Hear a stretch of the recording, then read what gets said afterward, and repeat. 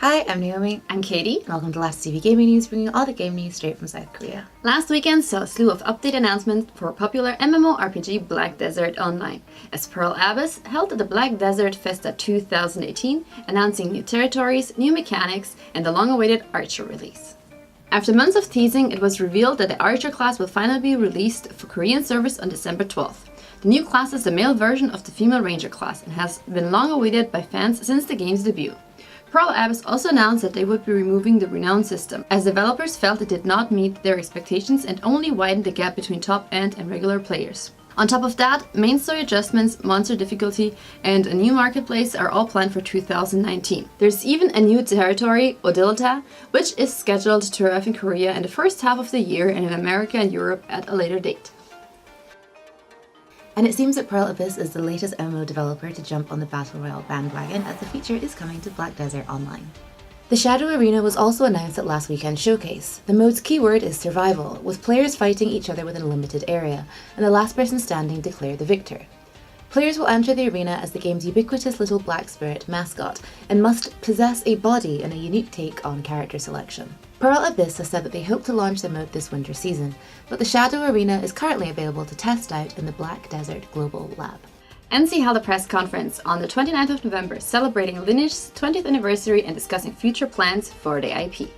NCSoft has promised a full graphical remaster as well as brand new gameplay mechanics. There will be a new play support system that will allow auto-grinding, an M-player feature that will allow players to check in on their characters via mobile device, and an upgraded World Siege, which pits players from different servers against each other in battle. On top of all that, there will also be a 9th class, the Swordsman Edit. The first update is due to be released on a test server sometime this month. And after the first story trailer last week, Nexon has just released a new gameplay trailer for their new Mabinogi Hero's character, Miul. We already knew from previous announcements that Miul would be a gunner that wields dual pistols as her weapon of choice. The new gameplay and skill showcase trailer released last week reveals that she will also be able to cast an extensive range of magic, which includes creating portals through which she can warp throughout the battlefield. The trailer also revealed a little more of the story between her and her sister, the already playable Arisha. There's still no word on a Western release for Miul, but we do know that she will be available to play in the Korean version this winter season. Korean developers Bluehole have now become a subsidiary under the parent company Krafton Game Union. The name Krafton is said to be inspired by the medieval craftsman craft guild, representing their pursuit of craftsmanship to create great games. The Krafton Game Union plans to aim at global game production and become a powerhouse in the global game market. Other studios under Krafton now include Bluehole, of course, Corp, Bluehole Phoenix, Bluehole Squall, En Masse, Red Sahara Studio, and Illusion Studio. Each studio will still operate independently, but the Krafton Union will act as an overarching support role. Week 2 of Contenders Korea Season 3 has wrapped up without any real upsets or surprises, and a few roster departures that pretty much everyone saw coming. The obvious tiers in Group A were solidified this week as Runaway beat WGS Armament 3-1 on day 1, missing out on a 4-0 and joint first place in the group purely because Runaway got a bit complacent on map 4. Instead, first place goes to MVP Space, who clapped Blossom 4-0 on day 3. Geekstar beat O2 4-0 on day 2, which ties both teams up in the middle of the pack, leaving the Group A standings looking pretty much how they're likely to look at the end of the group stage. Over in Group B, 3 super strong teams continue to assert their dominance, with Kongdu Panthera beating Meta Athena 3-1 on day 1, and Element Mystic stomping Genji 4-0 on day 2. The headliner match of Stormquake vs GC Busan Wave was surprisingly one-sided, with Stormquake really only waking up on Route 66, losing 3-1 to a very dominant looking GC Busan. While it's been a tough tournament for Stormquake, it does mean that their 2 toughest opponents are now out of the way, so let's see where they'll end up in the coming weeks. Time is tight and time differences are nobody's friend, so if you only have time to catch one of the games from week 2, I'd recommend the GC Busan Wave vs Stormquake from day 3.